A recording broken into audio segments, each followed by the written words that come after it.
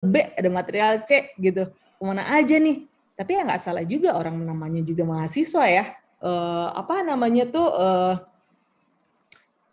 Sourcing-nya itu terbatas, jalan-jalannya itu terbatas. Nah makanya mungkin penting banget sebenarnya bagi kita, bagi kalian lah ya, masa saya, bagi kalian para mahasiswa itu untuk banyak mencari tahu mengenai perkembangan material. Supaya apa? Supaya ya itu, sebenarnya kalau mengenai desain, ini kan udah ruang ya, jadi ini lebih ke interior ya, bukan ke satu-satu produk gitu ya. Saya lihat sih sebenarnya antara desainer luar, desainer dalam, terus tuh desainer antara university A, B, C, D, itu ya kurang lebih sih sama ya, apalagi segitu banyak ngerjain project, segitu banyak ngelihat project-project. Sebenarnya bagi saya sebenarnya kalau secara teknis saya udah nggak meragukan lagi lah ya. Maksudnya ini kan sudah dengan bimbingan dosen ya.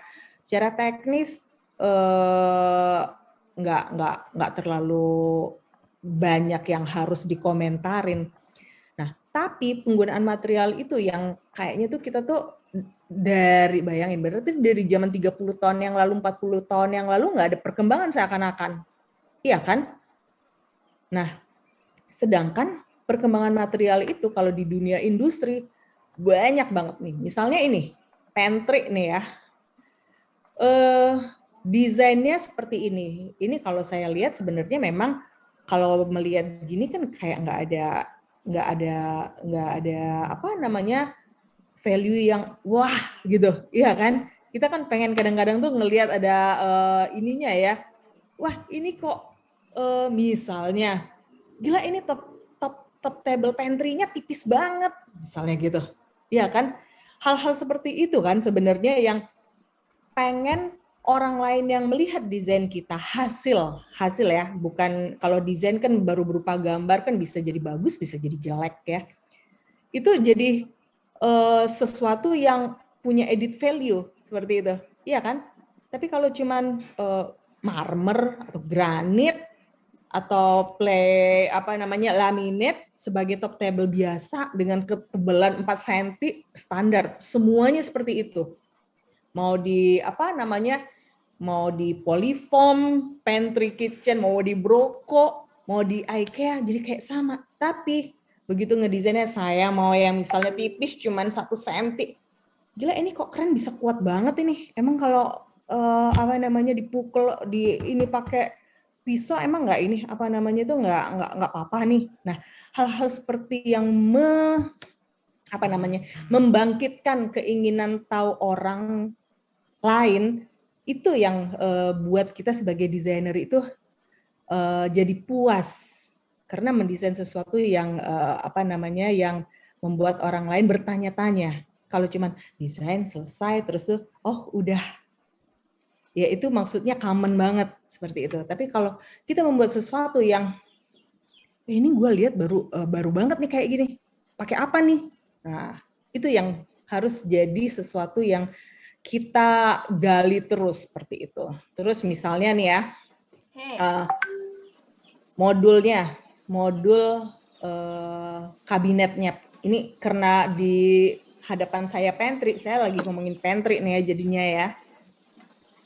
Sebenarnya ini pengalaman dari klien.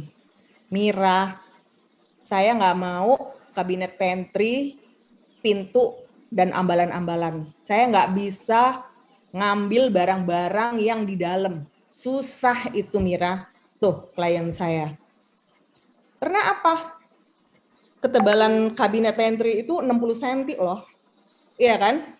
Terus kita nggak mungkin dong cuma naruh satu baris. Iya kan? Jadi pasti ada baris belakang, baris depan. Kita mau ngambil baris belakang, harus kita turunin, kita keluarin dulu yang baris depan. Benar nggak? Iya kan? Jadi hal-hal seperti itu kita harus peka. Nah, jadi saya tuh baru tahu kalau klien itu lebih senang, lebih ibaratnya lebih friendly user ya, friendly using kalau rak-raknya itu adalah laci. Kalau laci, mereka bisa tarik. yang belakang bisa langsung kelihatan. Makanya sekarang saya kalau buat kabinet-kabinet itu kebanyakan lebih banyak laci. Tapi pertimbangannya pada saat kita mau buat budgeting, laci dengan pintu-pintu seperti ini beda loh harganya. Relnya lebih banyak, lebih mahal. Ya kan? Mana lagi sekarang orang nggak mau lagi pakai rel yang biasa. Tapi tergantung proyeknya ya. Kalau biasa ya sebenarnya yang laci yang biasa yang bluk ya nggak apa-apa. Tapi kan kalau misalnya sudah kita sudah advance lagi kliennya gitu kan, saya nggak mau kedengeran yang bunyi, saya pengen slow motion. Nah, itu kita juga harus tahu ya. Jadi ini kebanyakan pintunya. Walaupun misalnya rak piring, kan di dalam itu kan kita mau naruh ya dari top ya, top ini pasti kita butuh tempat sendok dong, sendok, garpu, pisau. Coba dibuat laci yang tipis. Jangan laci yang 25 cm ya. Kalau 25 cm itu lagi banyak space yang kebuang. Tapi ya palingan 15 cm. Jadi bisa untuk naruh. Di bawahnya pakai laci yang lebih tebal. Lebih tebal itu bisa untuk rak piring, bisa untuk panci. Jadi bisa penggunaannya tuh enak bagi klien karena dia ditarik gitu loh. Bukan buka pintu, dikeluarin dulu nih yang barang di depan, baru dikorek-korek yang di belakang. Ya kan? Nah, itu kan gunanya desainer. Kebenaran aja saya menemukan klien yang yang aware mengenai hal-hal seperti itu. Tapi ada klien, kalau ketemu klien baru lagi belum tentu, cuman dia ngerasa nggak enak aja gitu loh. Nah, kita harus memberikan solusi itu.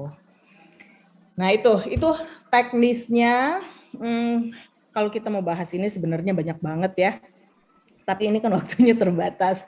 Jadi kurang lebih ya itu. Kita harus peka terhadap desain kegunaan dari suatu item-item yang kita desain. Ini baru ngomongin pantry, kita belum ngomongin walk-in closet yang misalnya gantungan baju ya. Gantungan baju, ya ampun ini kenapa tinggi banget? Saya kan susah mau ininya mau ngambil yang di atas. Kadang-kadang ada yang untuk untuk dress gitu yang panjang, tapi ada yang untuk atasan dan bawahan, terus itu ketinggian. Nah, itu ukurannya tuh harus pasti seperti itu. Ya kan? Nah, sekarang gampang kok. Kan ada tuh yang bisa dipakai ini apa istilahnya itu kok lupa sih saya, pokoknya yang hidroliknya itu, ya kan? Tapi terus tuh ternyata ya ampun hidrolik tuh nggak bisa banyak-banyak bajunya Mir. Kalau banyak berat, siapa yang mau ngangkat seperti itu? Nah, terus bisanya cuma 5 baju, udah sayang dong nggak bisa maksimal. Nah hal-hal seperti itulah yang kita harus aware seperti itu. Oke, yang lainnya yaitu yang saya bilang selain teknis-teknis seperti itu ya penggunaan material lah ya, maksudnya supaya kita itu desainnya itu lebih glowing, ibaratnya lebih diingat orang. Jadi gini intinya ya, kita kalau ngedesain misalnya ini anggap aja rumah kita.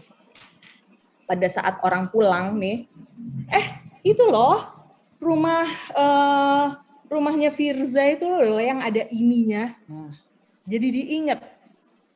Jadi kalau mendesain sesuatu, upayakan ada sesuatu yang diingat orang. Jadi jangan misalnya kita udah ngedesain sebuah ruangan, orang masuk terus orang keluar udah orang itu nggak ada memorinya. Jangan buat desain yang seperti itu gitu loh. Kita kan desainer, kalau enggak ya udah kontraktor aja, tukang aja yang buat gitu loh. Atau kan banyak yang bukan desainer interior yang coba-coba ngedesain ruang ini, ngedesain, iya kan? Nah, bedanya kita dengan orang-orang yang bukan kuliah di interior designer adalah bagaimana membuat desain sehingga orang itu ingat gitu loh. Itu loh, gedung yang ada ininya. misalnya gitu. Oh itu loh yang ingat nggak sih misalnya apa namanya yang ada kinetic lighting-nya, nah, misalnya kayak gitu. Jadi ada something yang diingat seseorang atau gila tuh itu apa namanya barnya dia pakai membran loh. Ternyata bisa jadi rata loh sinarnya, nah, misalnya. Jadi nggak usah pakai akrilik lagi. Nah, hal-hal seperti itulah, ya kan? Jadi terus kita tuh mencari tahu apa sih yang bisa membuat desain kita itu bicara. Saya lanjut nih ke Hanifah, kalau nggak kepanjangan. Studio hunian apa namanya? Studio hunian rata-rata 120 meter persegi. Stylenya itu adalah chic Javanese seperti itu ya. Nah, sedikit aja sebenarnya.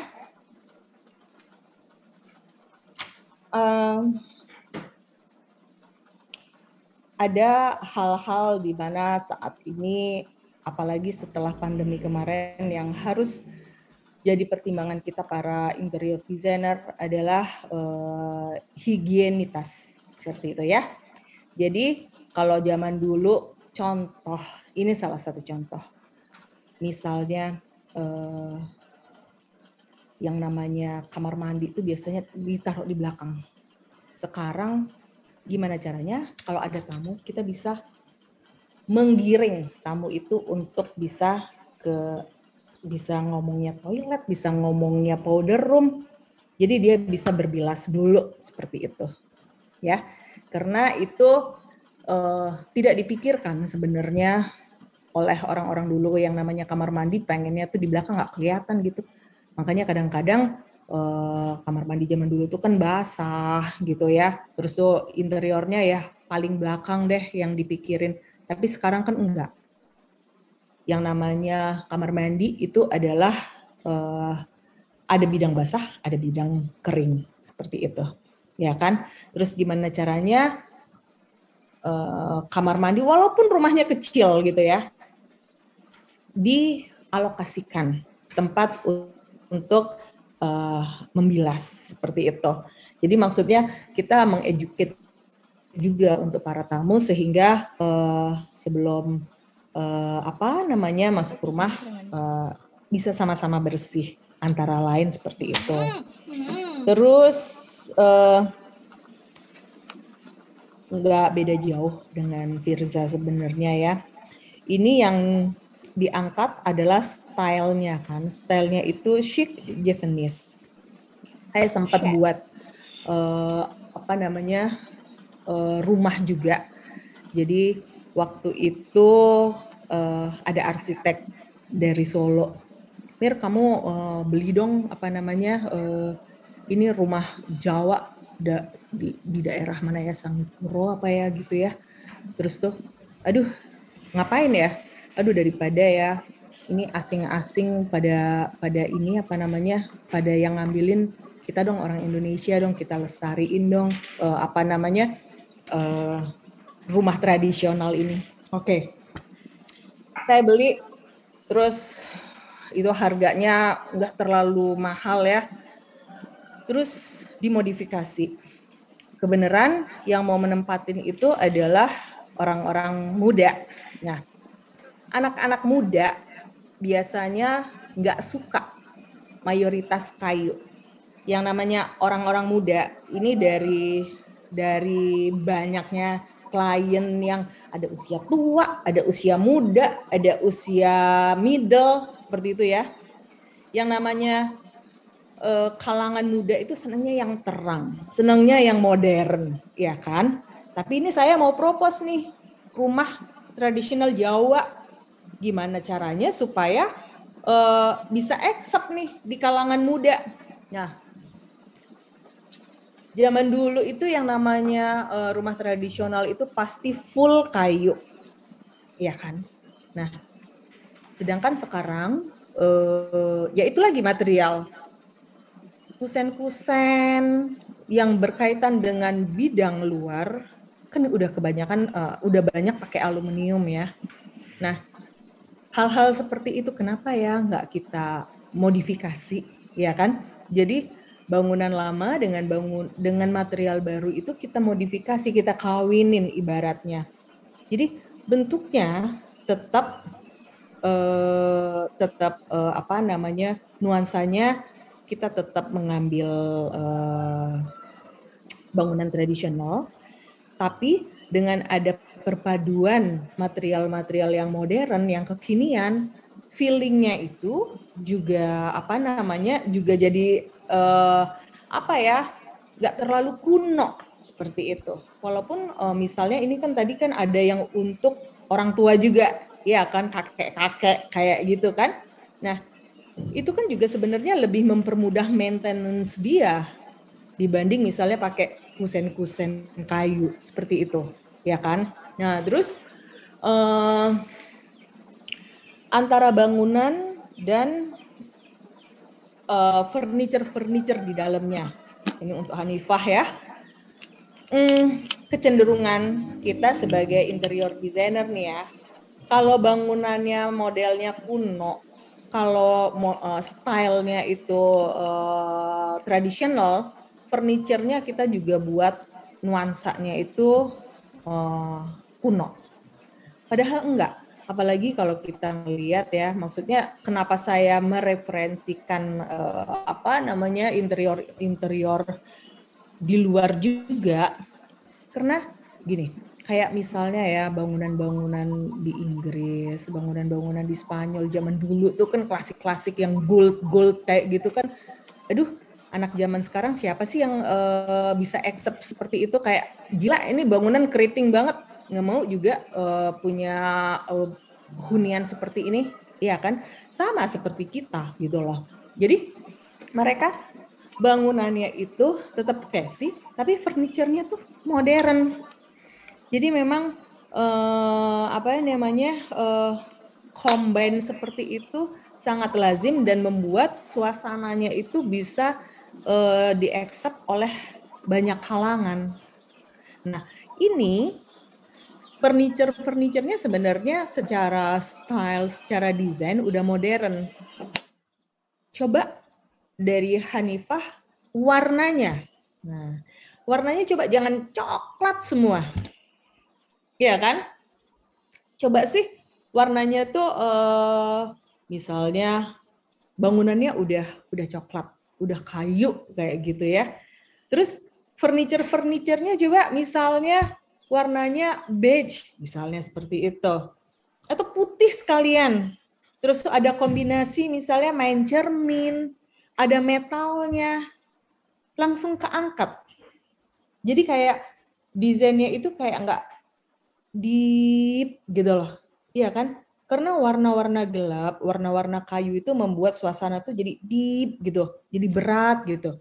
Mungkin ada beberapa bangunan ruang yang memang menghendakin misalnya ya, gini, misalnya kantor nih ya, kantor kayak oil company, ya kan? Oil company dibuat desainnya seperti kantor Facebook ya nggak mau. Dia butuh kayak mapan gitu loh. Dia butuh desain yang kayak berwibawa gitu. Iya kan? Nah, sedangkan kalau misalnya kantor-kantor kayak kantor-kantor IT, Facebook, terus Google gitu kan mereka kan pengen mencerminkan suatu kedinamisan. Iya kan? Jadinya tuh pasti desainnya tuh yang kayaknya tuh ringan gitu loh. Iya kan? Nah, di sini untuk bangunan yang stylenya sudah dipilih oleh Hanifah yaitu ini chic, Japanese, ya nggak apa-apa seperti itu. Cuman furniture-nya dimainin. Jadi intinya supaya lebih stylish aja, ya kan? Jadi bukan hanya ngedesain ruangan bagus, terus tuh semuanya cocok, simetris, warnanya warnanya matching antara satu sama lain. Harus lebih berani mengeluarkan sesuatu yang jadi ya ampun ini kok bisa cocok sih ternyata, misalnya gitu ya. Jadi misalnya orang masuk nih ke ruangan itu, gila ini sebenarnya rumahnya rumah tradisional, gila ternyata misalnya nih ada metal nih buat jadi ini ya, nah kayak gitu loh. Jadi hal-hal yang bisa dikomunikasikan orang yang kayak unpredictable itu buat desain kita tuh, kita sebagai desainer itu juga akan puas seperti itu. Kurang lebih begitu, Hanifah, Mbak Ruby, moderator, terima kasih banyak. Kira-kira sekian komentar saya dan mudah-mudahan berguna bagi Muhammad Sultan, Elsa Mutia, Firza Abdi, dan Hanifah ya. Sukses semua. Terima kasih. Assalamualaikum warahmatullahi wabarakatuh. Salam sejahtera buat semua. Waalaikumsalam warahmatullahi wabarakatuh. Baik, terima kasih banyak kepada Ibu Mira atas tanggapannya. Sekarang kita bisa move ke dosen tamu yang selanjutnya. Kami persilakan kepada Bapak Dodo Aldiano untuk menanggapi karya mahasiswa dan mahasiswi.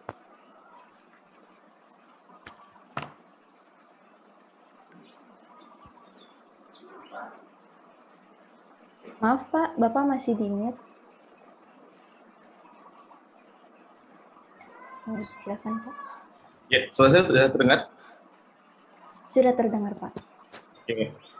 Terima kasih sebelumnya atas kesempatannya. Saya ingin mengomentari juga mengenai desain dari teman-teman di sini, dari mahasiswa keren-keren dan juga cukup inian ya secara desain. Nah, mungkin saya nggak bisa senaratif seperti Bu Mira yang emang dengan ekspertisnya dan juga dengan pengalaman yang luar biasa.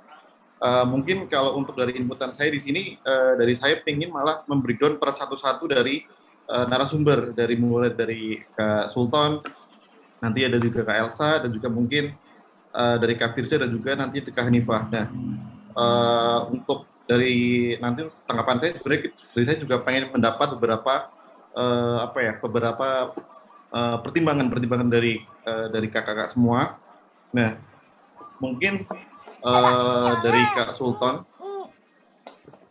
Nah, menurut saya dari desain yang Kak Sultan bikin, menurut saya itu untuk isunya juga dekat dengan kekinian dalam artian dari segi anak muda juga dan juga mungkin dari segi brand lokalnya pun juga sekarang kan dengan isu brand lokal untuk bisa lebih global juga dan dari desain-desain dari Kak Sultan ini cukup menarik dan dengan tadi itu ada poin di mana itu furniture itu harus bisa movable dan juga modular. Nah, di selain juga menurut saya ini seperti yang tadi disampaikan beberapa juga di mana itu ada chance juga untuk di mana itu bisa dikomersilkan juga dan juga nantinya bisa dijual di market internasional dan juga di nasional sendiri juga. Kemudian, nah mungkin dari saya ada beberapa pertanyaan juga dan juga dari pertimbangan dari Kak Sultan, yaitu mungkin kenapa sebenarnya mungkin memilih dari material dari laminasi bambu di mana itu mungkin dari si brand skater sendiri kan mungkin kalau beberapa dilihat tadi saya sempat riset mengenai dari food resisting mungkin mereka banyak menggunakan kayu pine wood gitu dan mungkin secara dengan beberapa material-material atau mungkin store desain yang mungkin sekarang dengan mereka lebih menggunakan warna-warna terang dan mesti apakah ada beberapa pertimbangan dari Kak Sultan mengenai material juga dan mungkin dari segi relevansi kepada market skaters yang mungkin lebih mungkin lebih unik atau mungkin lebih mungkin dari lebih unik atau mungkin lebih dari sisi kebebasan dari segi materialnya juga, Kak. Oke, mungkin izin menjawab, Pak. Untuk pemilihan material bambu laminasi ini sendiri, karena ini lebih ke batasan yang diberikan oleh dosen mengenai tugas kuliah ini, jadi material dasar harus didominasi dengan material bambu. Kemudian saya melakukan riset dan saya lebih memilih menggunakan bambu laminasi ketimbang bambu yang seperti umumnya yang berbentuk bulat seperti itu, karena pertimbangannya untuk dengan bambu laminasi ini kalau dari saya bisa lebih mudah dibentuknya, lebih mudah dibuat desainnya untuk kebutuhan modular dan movable. Mungkin seperti itu, Pak. Oke, Kak. Nah, sebenarnya untuk ini pengalaman saya juga, karena saya dulu sempat untuk desain dari sisi furniture untuk produk display. Nah, kadang-kadang seringkali kan saya lihat untuk beberapa produk skater sendiri, mereka untuk pakaiannya display cukup banyak, sehingga mungkin cukup berat ya dalam artian. Nah, misalnya apakah dari sisi misalnya satu baju menghasilkan berapa gram, atau mungkin itu biasanya satu panjang itu bisa menghasilkan untuk berapa baju dan kemudian menghasilkan berat. Nah, mestinya pertanyaannya adalah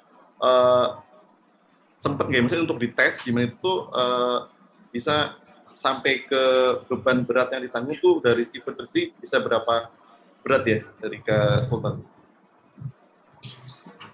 Oke, kalau dari berat saya belum menghitung sampai ke arah sana, tapi kalau dari saya pribadi untuk mendesain ini untuk kebutuhan produknya di sini bisa untuk muat untuk 5 sampai 7 gantung baju, Pak. Gitu.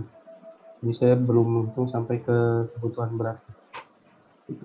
Oh, iya sih. Soalnya menurut saya pengalaman saya bisa apalagi untuk kita misal kita lihat langsung di sketch, mungkin kan dia ada satu display aja dia cukup berhimpitan ya dari segi baju yang di display. Jadi mungkin nanti mungkin lebih dipertimbangkan juga mengenai bagaimana untuk dari perkuatannya juga sih, supaya ketika nantinya itu direalisasikan di display di store skaters gitu, apalagi nanti sifatnya juga nanti bisa di extension atau mungkin bisa di scalable, jadi supaya nanti tidak terjadi isu-isu yang tadi coba itu.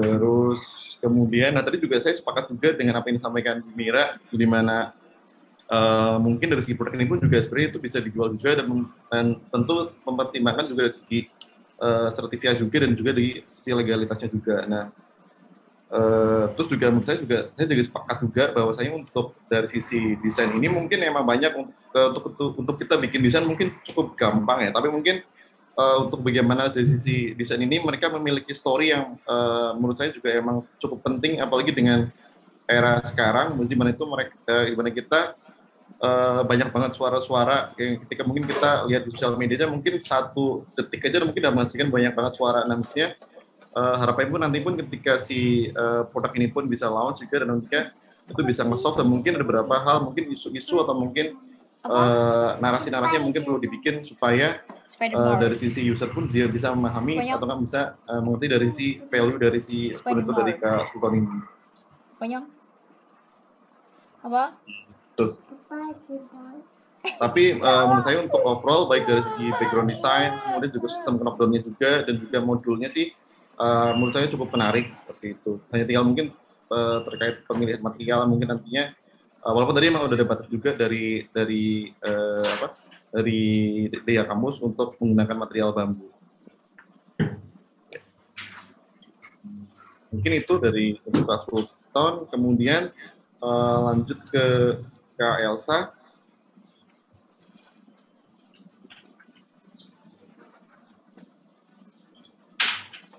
Ya, menurut saya untuk produk dari atau produk desain dari Kak Elsa menurut saya cukup menarik dan dimana mungkin secara praktik pun dari kita seringkali mengekspor dari sisi logo perusahaan, dimana itu mungkin apa aja dari logo itu atau mungkin modul itu kita bisa menghasilkan bentuk apa aja. Dan maksudnya untuk dari eksplorasi dari sketchnya pun menurut saya cukup menarik dan juga cukup kuat dengan identitas perusahaan.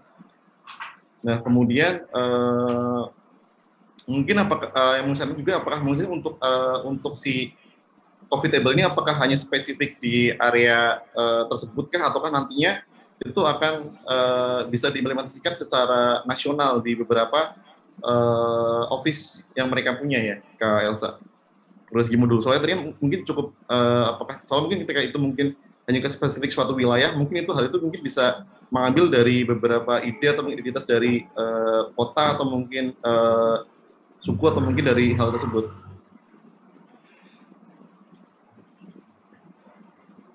Oke, izin menjawab.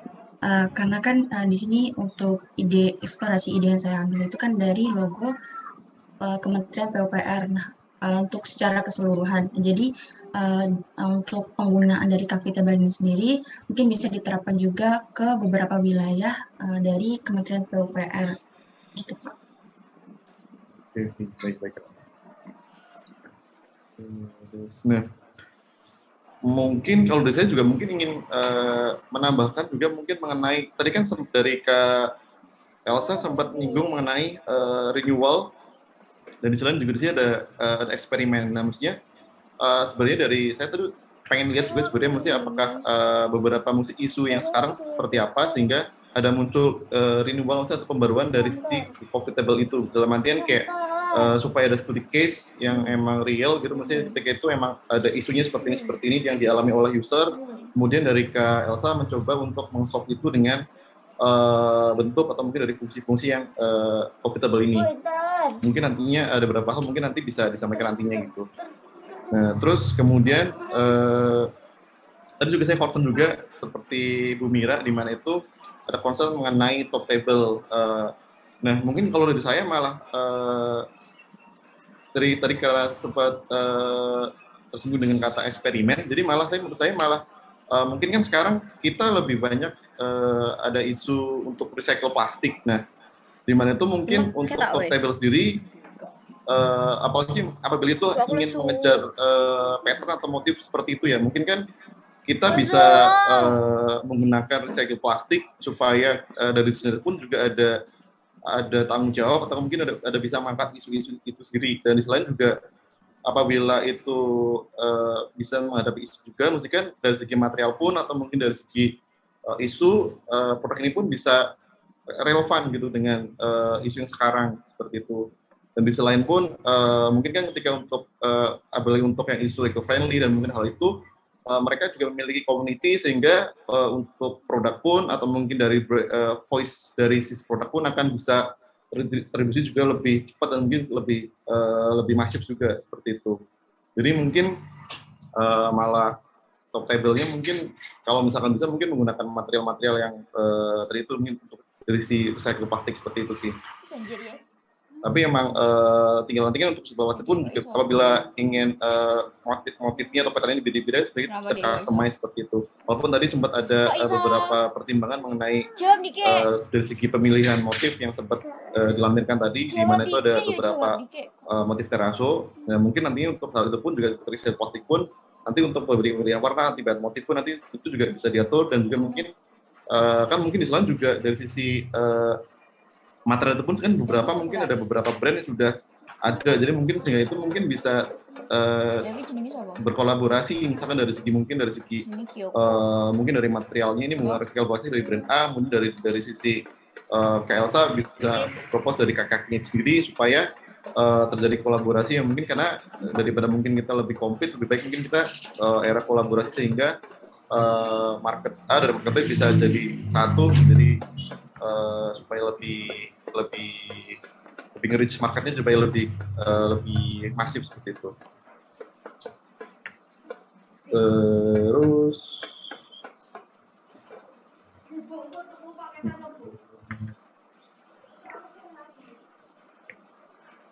tapi so far maksudnya untuk dari sisi latar belakang desain menurut saya cukup menarik ya, dari segi pertimbangan dari segi ekspor, dari sisi bentuk si logo. Hanya saja mungkin pada resultnya mungkin kenapa jadinya nantinya malah lebih ke bulat atau oval seperti itu, mungkin sehingga kan kalau misalkan dilihat dari si logo tadi itu kan mungkin ada beberapa mungkin rounded, ada beberapa yang mungkin lebih fluid gitu, mungkin hal itu mungkin biar supaya lebih nggak terkesan kaku atau mungkin nggak terkesan terkesan yang ada biasa, mungkin supaya lebih unik mungkin bisa diekspor dari sisi bentuk itu sendiri supaya nggak hanya bulat aja sih, Elsa. Mungkin itu dari tanggapan saya. Nah, di selain juga mungkin nambah lagi juga mungkin menurut saya juga dari sisi komersial pun ini juga saya sepakat juga tadi disampaikan oleh Bu Mira, maksudnya mengenai dari sisi komersil itu pun juga menurut saya juga bisa dikomersilkan hanya saja nanti tinggal di make sure aja untuk apabila untuk akan diekspor untuk dari sisi certify-nya seperti itu sih, supaya jadi biar nggak terbatas bahwasanya ini hanya untuk satu project atau satu isu aja. Cuma kalau gini kan itu bisa sifatnya bisa solutif ya, dalam arti itu bisa dijual di proyek-proyek komersil atau mungkin proyek residensial atau mungkin di proyek-proyek retail dan hal-hal lain seperti itu.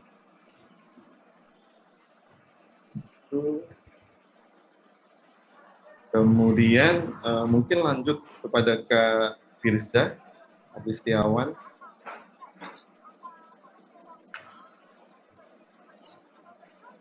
Nah, menurut saya dari presentasi dari Kak Firza, menurut saya untuk background design, menurut saya cukup kekinian ya, dengan permasalahan anak muda seperti itu, dan emang dengan apa ya banyaknya kebutuhan atau mungkin dari segi masalah ekonomi atau masalah dari sisi keterbatasan ruang, dan juga mungkin di sisi lain juga di sini juga mengangkat juga mengenai muatan konten lokal juga.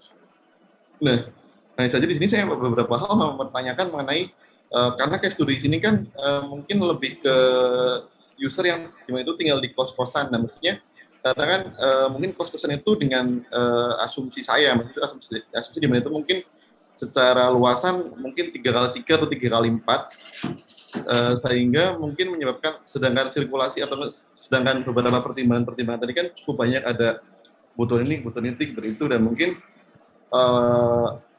nah mungkin saya mau tanya juga, mesti apakah dari isu itu apakah nge-solve-nya dengan apa ya, dengan membuat ruangan yang banyak dengan kebutuhan tadi itu, ataukah dari sisi ruangan yang kecil dengan kos-kosan 3x3 kemudian dengan kebutuhan sebanyak itu, habis itu mungkin dari Kak Firza mencoba apa ya, mencoba untuk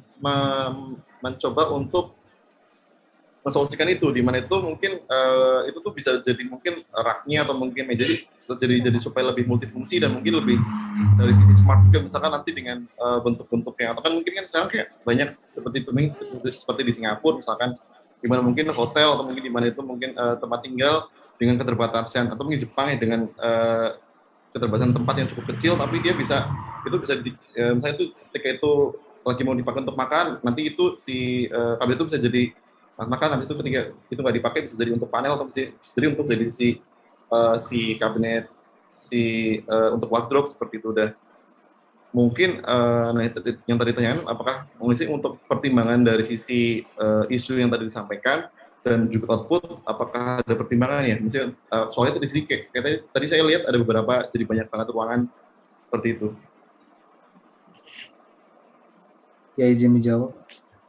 Ya, untuk pertimbangnya emang dari permasalahan klien itu dari ruangan yang tidak begitu luas. Untuk dana layoutnya itu emang udah dari dosen gitu, jadi kita tinggal ngisinya.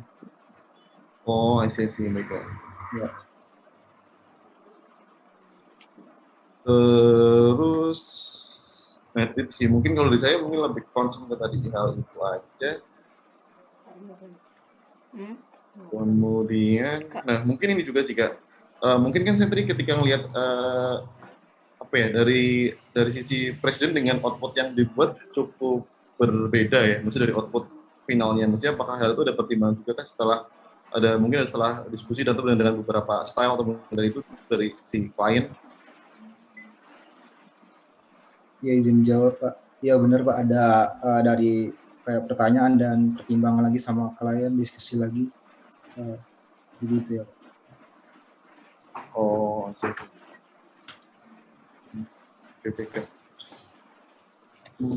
Nah tadi itu sih kalau biasanya mungkin lebih ke mungkin nantinya bisa dibuat seperti apa ya, mungkin dibikin smart furniture kali ya, di mana itu mungkin bisa multifungsi dan supaya dari space yang ada, mungkin dengan kepada space itu tetap bisa memastikan hal-hal yang multi terfunksional dengan baik.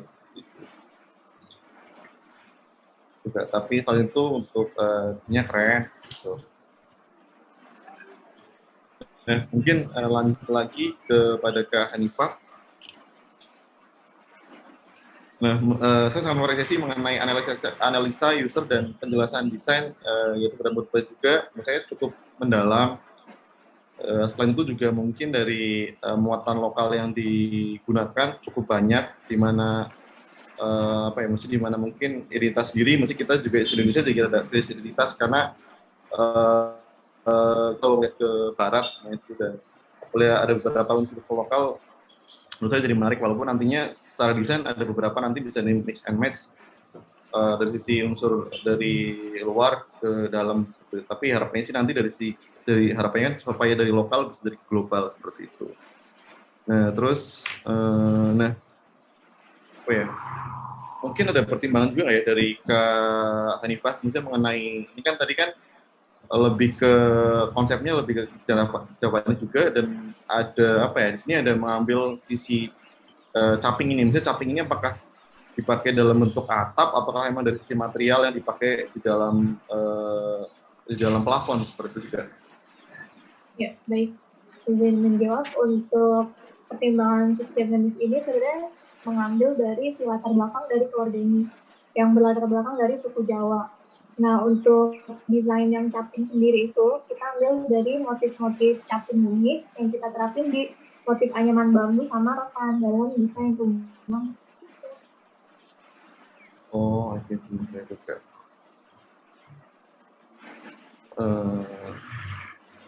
Tapi untuk hal ini idenya terlahir dari di masa pandemi ya Kak, sebenarnya untuk isunya sekarang ya.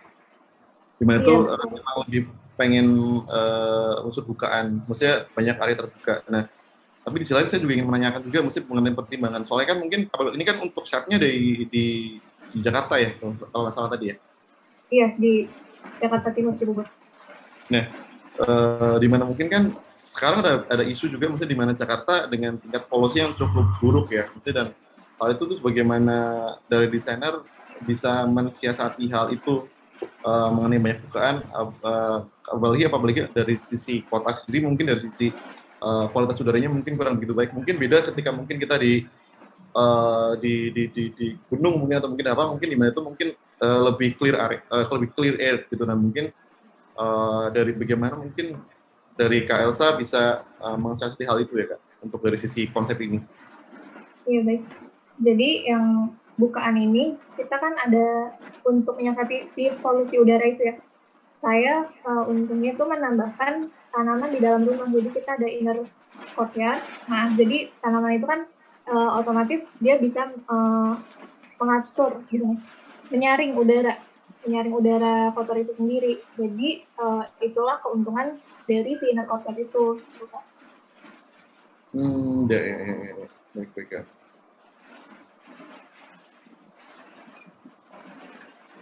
Terus ya misalnya juga mungkin misalnya saya juga sepakat dengan Bu Mira mengenai mungkin pemilihan warna kali ya, karena kan mungkin emang mungkin ketika di arsitektur atau interior dari si dari si Jawa ini kan mungkin emang lebih terkesan gelap ya, mungkin sedangkan sekarang mungkin kan apa ya, mungkin sekarang apalagi mungkin generasi kita mungkin ada berbeda generasi, mungkin generasi sebelumnya mungkin lebih emang senangnya mungkin lebih yang seperti gelap gitu, tapi mungkin generasi yang sekarang mungkin emang lebih seperti yang terang, dan mungkin hal itu juga perlu dipertimbangkan ya, walaupun emang ada beberapa dari sisi bukan cahaya sehingga ada cahaya natural bisa masuk, cuma mungkin dari segi warna material yang mungkin bisa di consideration supaya walaupun mungkin nggak harus coklat yang terlalu gelap gitu, mungkin lebih si warna juga mungkin dengan warna-warna yang lebih terang seperti itu sih. Terus kemudian tapi sebenarnya untuk hal ini jatuhnya malah looknya emang mau dibikin cik Japan gitu, ataukah emang dibikin seperti, soalnya tadi saya lihat beberapa kayak cukup malah jadi terkesan seperti Japandi kan, maksudnya dari Japan dan Skandinavian gitu mixnya. Iya, kalau ini semua kami berangkatnya dari si cik Japan itu sendiri. Mungkin kalau Japandi itu kesannya muncul karena penggunaan si kayak ini material yang warna-warna muda gitu kan.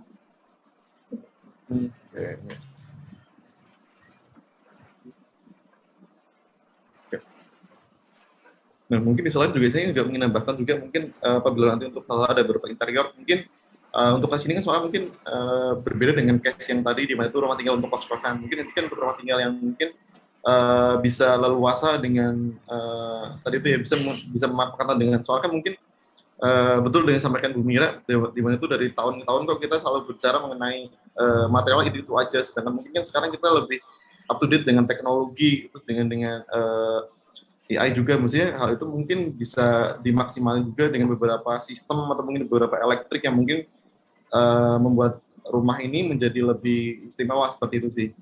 Selain dari mencoba akomodasi dari sisi kebutuhan dari user tadi. Mungkin kalau dari saya seperti itu. Saya kembalikan lagi ke Kak Ruby selaku moderator. Ya, baik. Terima kasih banyak kepada Bapak Dodo atas tanggapannya. Dan sekarang kita memasuki ke acara selanjutnya, yaitu sesi tanya-jawab. Kami ingatkan kembali kepada para peserta yang ingin bertanya, silakan sampaikan melalui kolom chat dengan format nama, ditujukan kepada siapa, lalu pertanyaannya apa. Kalau saya lihat di sini, sudah banyak yang mengajukan pertanyaan untuk para narasumber kami. Baik, akan saya bacakan dari yang paling atas. Ada pertanyaan dari Ibu Prakista untuk Kak Sultan. Pertanyaannya adalah, apa tantangan terbesar dalam merancang furniture modular dibandingkan perancangan furniture lainnya, baik meja atau kursi maupun eksperimen material? Setelah kamu menjalani desain furniture yang terakhir, apa ada pengembangan yang terpikir oleh Sultan untuk furniture modular untuk skater? Misalnya alternatif material lain, jenis sambungan, dan lain-lain. Baik, untuk Kak Sultan bisa dijawab. Oke, terima kasih moderator. Saya izin menjawab. Untuk tantangan terbesar furnitur modular ini dibanding desain furnitur yang lain, kalau buat saya tuh tantangannya kalau dari modularnya itu gimana caranya membuat satu modul, gimana caranya satu modul ini ketika dia dibuat banyak ataupun modul ini terpecah-pecah kemudian jadi satu furnitur itu dia bisa terlihat menarik, terlihat bagus, kemudian fungsinya juga tetap berjalan. Nah itu untuk pertama. Kemudian selanjutnya di tugas desain furnitur yang ini itu ada pertimbangan yang seperti ukuran, kemudian harus gimana caranya branding dari brand skaters ini juga harus tetap masuk dan terlihat. Kemudian yang paling ini adalah di bagian materialnya, itu material bambunya. Jadi karena buat saya material bambu ini masih sangat awam, jadi ketika dapat tugas tentang material bambu ini, top of mind saya adalah bambu yang bulat, kan? Bambu yang bulat. Nah dari situ kemudian nemu bambu laminasi, terus saya mendapat pengetahuannya ini hanya sebatas dari internet, belum bisa merasakan dan melihat secara langsung bambu laminasi itu seperti apa. Jadi kemudian mengolah furniturnya, mendesain furniturnya ini agak sedikit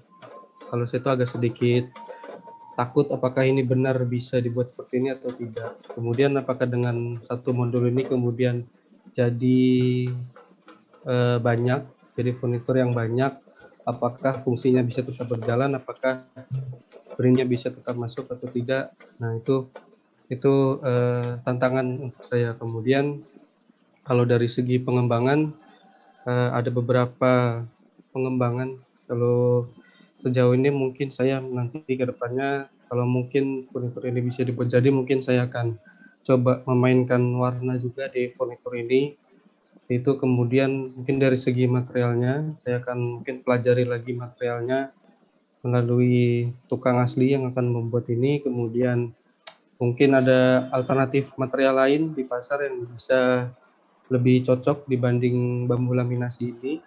Itu kemudian mungkin pengembangan dari sisi sistem knockdown-nya itu apakah dengan desainnya sekarang ini apakah bisa berjalan atau tidak. Nah itu mungkin kedepannya akan dipastikan.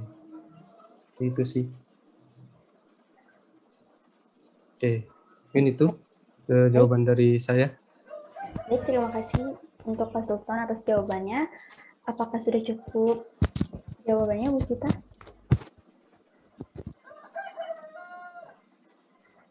Sepertinya sudah cukup ya. Saya pindah ke pertanyaan yang selanjutnya. Masih dari Bu Pratista untuk Kak Elsa. Pertanyaannya adalah, menurut saya, meja kamu berpotensi untuk dipasarkan ke masyarakat umum selain klien studio perancangan office. Kira-kira alternatif material apa yang bisa kamu tawarkan untuk top table-nya selain terrazzo untuk menambah varian produk selain dari variasi warna finishing? Untuk Kak Elsa, bisa dijawab? Ya baik, terima kasih Ruby, terima kasih juga Bu Sita atas pertanyaannya. Ini juga sebetulnya hampir sama dengan yang sudah diberi masukan sama Pak Dodo dan juga Bu Mira mengenai pemilihan alternatif dari top table-nya itu terrazzo. Kalau dari saya pribadi, mungkin kedepannya bisa menggunakan alternatif material recycle. Nah, sebetulnya pada saat produksi ke tukang, itu selain terrazzo, saya juga membuat alternatif untuk menggunakan material recycle. Dan saya sebelumnya juga sempat nanya ke beberapa brand yang memproduksi material recycle tersebut seperti rubris, kemudian mortir, plastik kembali, plastik body, dan lain sebagainya. Dan ada beberapa kendala seperti kayak di mortir itu ukuran yang biasa mereka produksi itu ada ketentuannya seperti 60x40, kemudian ada 100x40 sama ada 100x100. Sedangkan furniture yang saya buat ini dia berukuran 75. Jadi dari mereka itu disarankan untuk menggunakan 100x100 cm, nanti dipotong. Namun harganya jauh lebih mahal.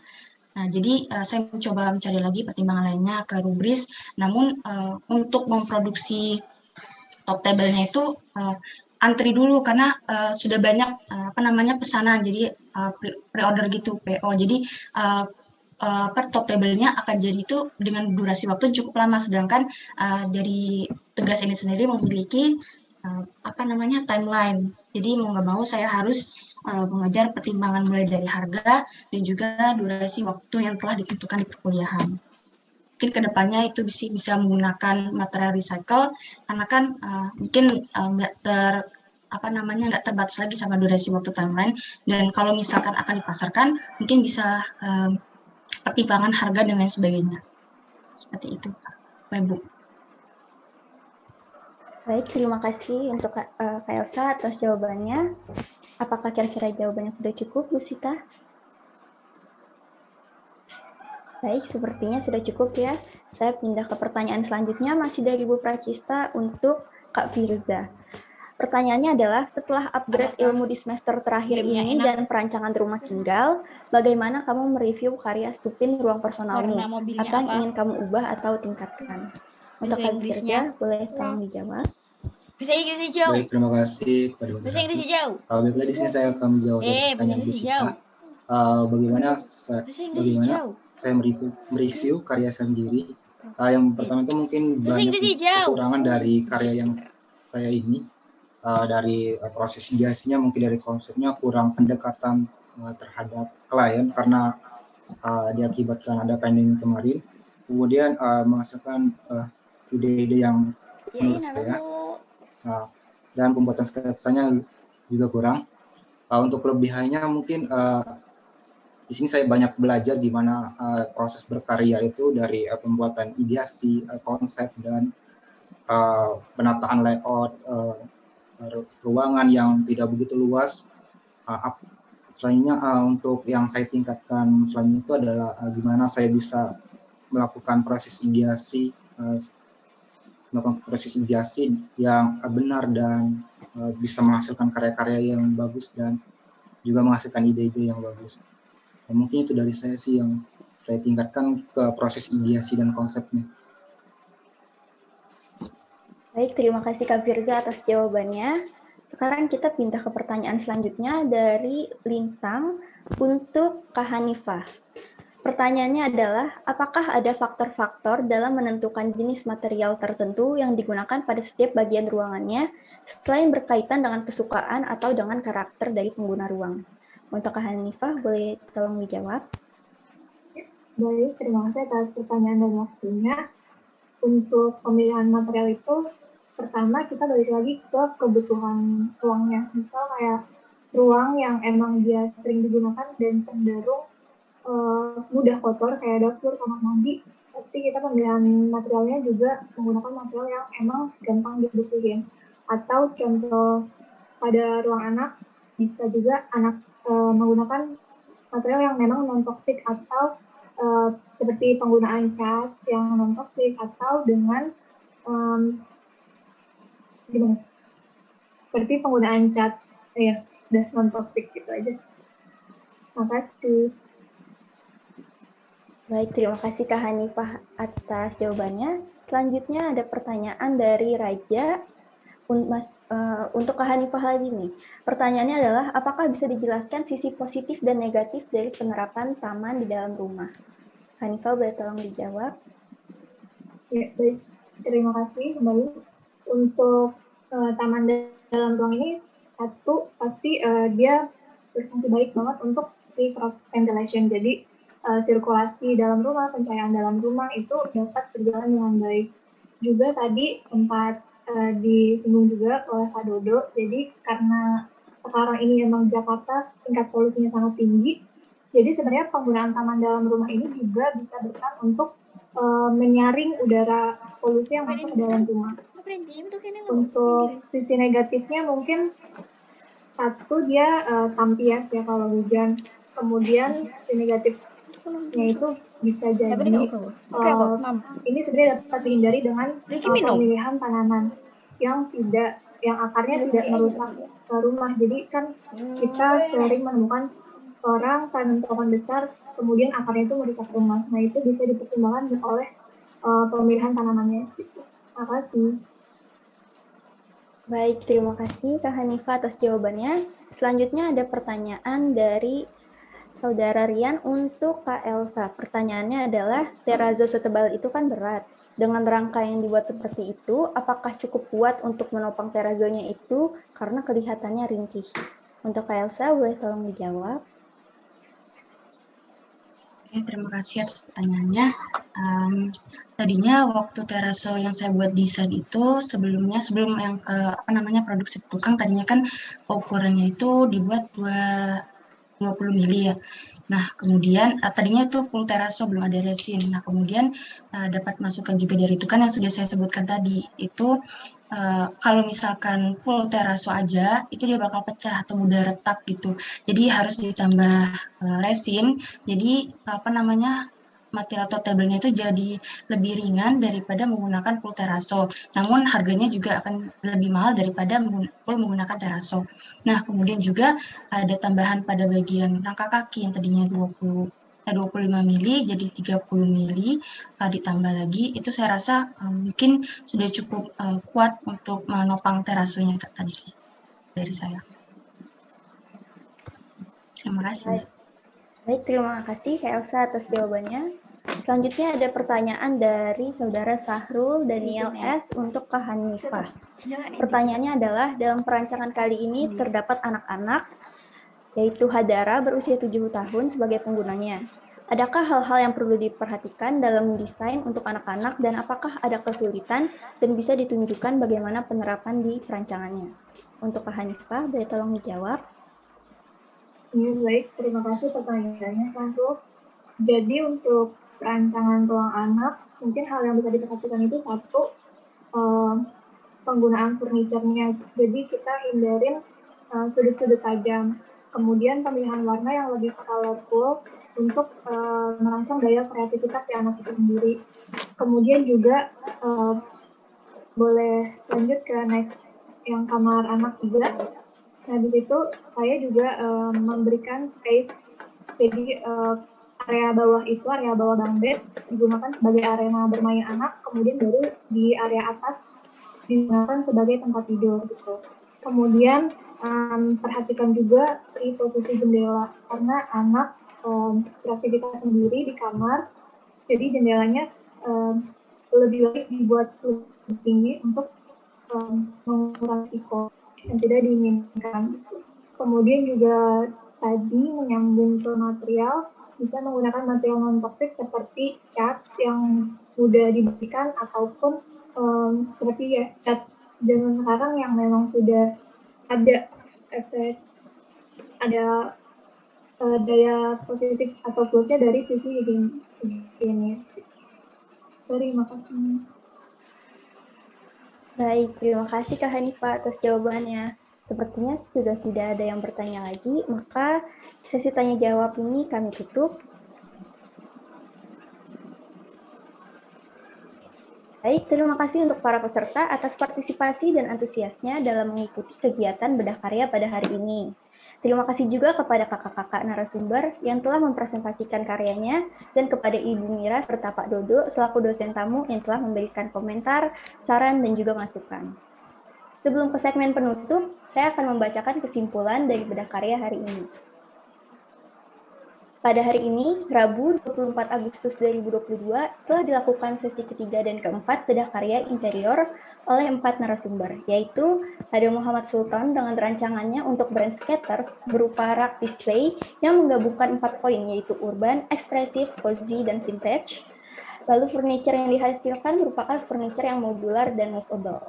Lalu yang kedua, ada Kak Elsa Mutia dengan rancangannya berupa coffee table yang diberi nama Dikna, yang artinya layak dan dapat diandalkan, sesuai dengan citra kantor BWS Sumatera 7. Lalu yang selanjutnya, ada Firza Setiawan dengan rancangan ruang personalnya yang diberi nama Husnuk. Penggunaan furniture multifungsi adalah solusi yang tepat untuk ruangan yang tidak cukup luas. Lalu yang selanjutnya, ada Hanifah Chandra Ningtyas dengan rancangan hunian 3 tingkatnya yang diberi nama Dananjaya House dengan konsep chic Japanese. Lalu ada juga beberapa poin singkat yang menjadi highlight dari tanggapan para dosen tamu, yaitu yang pertama, dalam desain perlu adanya branding atau karakteristik atau suatu hal yang ikonik disertai storytelling mengenai desainnya. Lalu desainer juga perlu mempertimbangkan penggunaan material. Contohnya, apakah kainnya bersertifikat atau tidak. Lalu juga berpikir panjang apakah material akan tersedia di masa depan. Disarankan juga menyiapkan alternatif material. Lalu, untuk mahasiswa desain interior, disarankan untuk lebih eksplor atau memperluas source untuk pemilihan material. Yang selanjutnya, dalam mendesain furniture perlu diperhatikan juga kekuatannya. Lalu untuk kebutuhan multifungsi, desainer juga bisa mencoba untuk mendesain smart furniture. Dan yang terakhir, seorang desainer perlu menambahkan keberanian untuk memunculkan warna-warna pada desain interiornya. Baik, demikian dari saya selaku moderator. Semoga kita semua mendapatkan manfaat dari bedah karya pada hari ini. Amin. Mohon maaf apabila ada kesalahan dan kekurangan. Untuk selanjutnya saya serahkan kembali kepada MC. Wassalamualaikum warahmatullahi wabarakatuh. Oke, baik. Kepada Saudara Ruby, terima kasih karena sudah memandu berjalannya bedah karya sesi ketiga dan keempat. Dan sekalian, tidak kerasa kita sudah sampai di penghujung acara. Terima kasih atas dihadirin. Kami dari segenap penyelenggara bedah karya mengucapkan terima kasih dan juga mohon maaf apabila kesalahan dan kekurangan dalam berjalannya acara hari ini. Kami segenap panitia interior desain kelima juga turut berterima kasih atas dukungan yang telah diberikan oleh Universitas Gunadarma dan Asosiasi Himpunan Desain Interior Indonesia. Ini juga yang memotivasi kita untuk membuat acara ini menjadi lebih baik lagi. Acara ini juga disponsori oleh OVO Living, Kedai Kopi Li, Home Expert, Kopi Link, Studio Dekor Rumah, Ning Uma Studio, serta media partner lainnya. Jangan lupa juga untuk mengikuti rangkaian acara lainnya dari Interior Design Week selanjutnya, yaitu karya sesi kelima dan keenam yang akan diselenggarakan pada hari Kamis 25 Agustus 2022. Dan ada juga talk show and sharing session yang akan dilaksanakan pada Sabtu tanggal 27 Agustus 2022. Detail karya yang kami pamerkan di laman Instagram @interiordesign.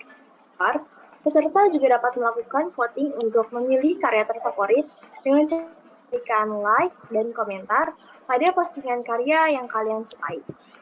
Sebelum saya akhiri, saya persilakan kepada hadirin sekalian untuk mengaktifkan kamera karena kita akan melakukan sesi foto bersama yang akan dilakukan oleh panitia.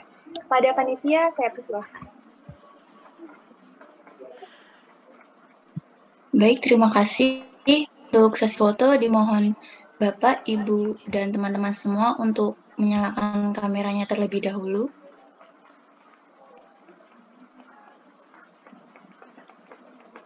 Yang belum menyalakan kameranya dimohon untuk dinyalakan terlebih dahulu.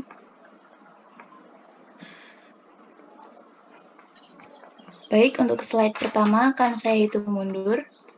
3, 2, 1. Baik, untuk slide selanjutnya.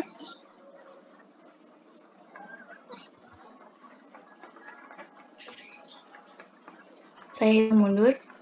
3, 2, 1.